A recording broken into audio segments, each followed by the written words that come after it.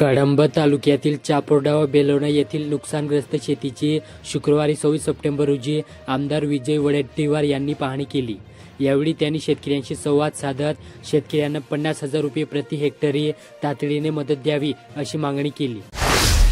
सरूड येथे मागील 6 महिन्यांपासून सुरू असलेल्या सततच्या पावसामुळे गारफळ मंडळात पिकांची दाणादाण झाली। काही शेताला तळ्याचे स्वरूप आले। साचलेल्या पाण्याने जमीन चिबडली असून पिके सडू लागली। यवतमाळ येथील श्री वर्धमान स्थानकवासी जैन श्रावक संघाच्या महावीर भवनाचे भूमिपूजन शुक्रवार दिनांक 26 रोजी 9 मुलींच्या हस्ते झाले। स्थानिक माडीपुरा भागातील गणपती मंदिरासमोर हे भवन उभारले जात आहे। यवतमाळ जिल्ह्यात आदिवासी आरक्षण बचाव कृती समितीने आदिवासी समाजाची जिल्हास्तरीय बैठक वाघापूर येथील बिरसा भवनात पार पडली। यावेळी सकल आदिवासी समाज बांधव उपस्थित होते। आदिवासी समाजामध्ये नव्याने कोणत्याही जातीचा समावेश करू नये यासाठी दिनांक 10 ऑक्टोबरला आक्रोश मोर्चा काढण्यावर शिक्कामोर्तब करण्यात आले। दारव्हा तालुक्यात आदिवासी समाजाच्या आरक्षणाला धक्का न लावता हैदराबाद गेजेट लागू करीत बंजारा समाजाच्या अनुसूचित जमाती प्रवर्गात समावेश करावा या मागणीसाठी शुक्रवारी दारव्हा येथे बंजारा बांधवांचा महामोर्चा काढण्यात आला। त्यानंतर गोळीबार चौकात सभा पार पडली। यावेळी विविध मागण्यांचे निवेदन नायब तहसीलदार संजय जाधव यांना सादर करण्यात आले। महागाव येथे धनगर समाजाला अनुसूचित जमातीमध्ये सामावून घेण्याच्या मागणी संदर्भात राज्य शासनाने अद्याप कोणताही ठोस निर्णय घेतला नाही। यामुळे धनगर समाजात नाराजीचा सूर आहे। धनगर समाजाला अनुसूचित जमाती प्रवर्गात तातडीने समावेश करा ही प्रमुख मागणी घेऊन शुक्रवारी शेकडो समाज बांधव महागाव तहसील कार्यालयावर धडकले। शेंबाड पिंपरी येथील जिल्हा परिषद प्राथमिक शाळेत इयत्ता 3री वर्गात शिकणाऱ्या बागेश रमेश मानकर वय 9 या चिमुकल्याचा गुरुवारी रात्री 11 वाजता दरम्यान हिंगोली येथे उपचारासाठी नेत असताना वाटेत मृत्यू झाला। सीताफळ सारखे अन्य फळ खाल्ल्याने विषबाधा झाल्याचे डॉक्टरांचे म्हणणे आहे। वणी तालुक्यातील चिलई येथे पार पडलेल्या ग्रामसभेची चौकशी करण्यात यावी अशी मागणी शिवसेना उभाटाचे वणी तालुका प्रमुख संतोष कुचोनकर यांच्या नेतृत्वात गावकऱ्यांनी गटविकास अधिकाऱ्यांकडे निवेदनातून केली। उमरखेड येथे आदी कर्मयोगी अभियानांतर्गत येथील पंचायत समिती सभागृहात 2 दिवसीय कार्यशाळा घेण्यात आली। 2047 पर्यंत विकसित भारत घडवण्यासाठी शेवटच्या घटकांपर्यंत सेवा पुरवण्यासाठी अभियान सुरू करण्यात आले। मुंडाणा येथे फार्मासिस्ट दिनाचे औचित्य साधून मुंडाणा येथील पीएमश्री जिल्हा परिषद शाळेत औषध साक्षरता जनजागृती अभियान राबवण्यात आले। मारेगाव येथे वंचित बहुजन आघाडी मारेगावच्या वतीने बेरी राजाभाऊ खोब्रागडे यांच्या जयंतीनिमित्त कार्यकर्ता मेळावा आणि आक्रोश मोर्चाचे आयोजन करण्यात आले होते।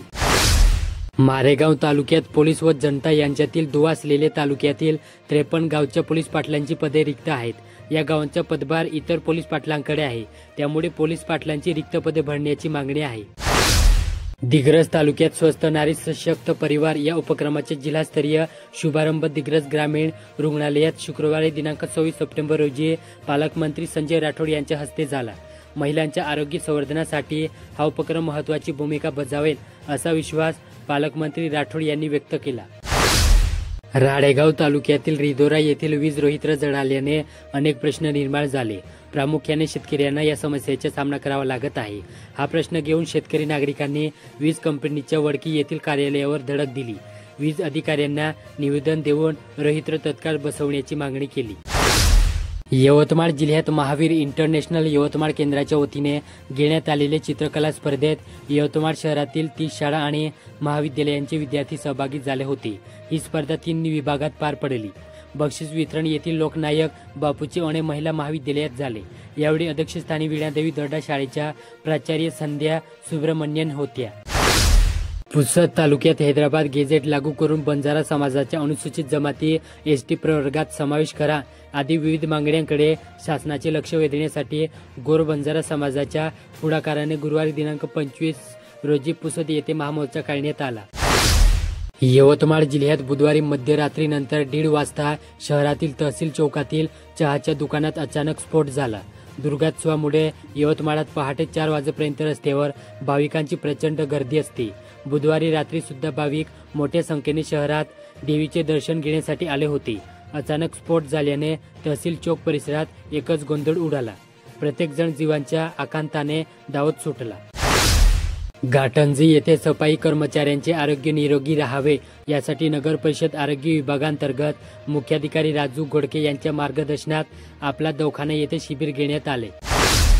कळंब येथे संत गाडगेबाबा अमरावती विद्यापीठांच्या झोन बी आंतरमहाविद्यालयीन महिला व्हॉलीबॉल स्पर्धेतील अंतिम सामन्यात कळंबच्या इंदिरा महाविद्यालयाने रोमहर्षक विजय मिळवला।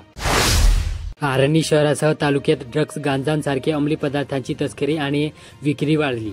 या अनुषंगाने एक तक्रारही पोलिसात दाखल झाली। त्या पार्श्वभूमीवर पोलीस अलर्ट झाले। अंमली पदार्थाची माहिती देणाऱ्याला बक्षीस दिले जाईल असे आवाहन ठाणेदार निलेश सुरोडकर यांनी केले। नेर येथील नेहरू महाविद्यालयात राष्ट्रीय सेवा योजना पथकांच्या वतीने आयुर्वेदिक दिन साजरा करण्यात आला। प्राचार्य डॉक्टर उदय मांजरे यांच्या अध्यक्षतेत कार्यक्रम संपन्न झाला। यावेळी मंचावर कार्यक्रम अधिकारी डॉक्टर शांतक्षित गावंडे होते। दारव्हा तालुक्यात जिजामाता कला महाविद्यालयाच्या वतीने पर्यावरण शास्त्र, इतिहास आणि भारतीय ज्ञान परंपरा IKS या 3 विभागाच्या वतीने अभ्यास दौऱ्याचे आयोजन करण्यात आले होते। मारेगाव तालुक्यात अतिवृष्टीमुळे शेतकऱ्यांचे अतोनात नुकसान झाले। राज्याचे आदिवासी मंत्री डॉक्टर अशोक उईक यांनी गुरुवारी दुपारी 12 वाजता भर पावसात चिखलातून वाट काढत शेतकऱ्यांचा बांध गाठला। यावेळी झालेल्या नुकसानीची व्यथा सांगताना बळीराजाच्या डोळ्यातील अश्रू अनावर झाले। यवतमाळ येथील पंचायत समिती सभागृहात आदी कर्मयोगी अभियानांतर्गत आदी सहयोगी यांची 2 दिवसीय कार्यशाळेचे आयोजन करण्यात आले होते। आदिवासी समाज बांधवांचे सक्षमीकरण करणे, स्थानिक नेतृत्वाला संधी उपलब्ध करून देणे, आदिवासी समुदायाला विकासाच्या प्रक्रियेत सहभागी करून घेणे हा अभियानाचा प्रमुख उद्देश आहे। अकोला बाजार येथे पक्क्या घराचे स्वप्न पाहणाऱ्या ग्रामीण कुटुंबांना घरकुल पट्टे मिळाल्याने त्यांच्या आयुष्यात स्थैर्य आणि सुरक्षिततेची नवी पहाट उगवली। छत्रपती शिवाजी महाराजस्व महाअभिमान सेवा पंधरवाडा कार्यक्रमांतर्गत कोळंबी येथील 10 व वरुड या गावातील 21 लाभार्थ्यांना घरकुल पट्ट्यांचे वाटप करण्यात आले।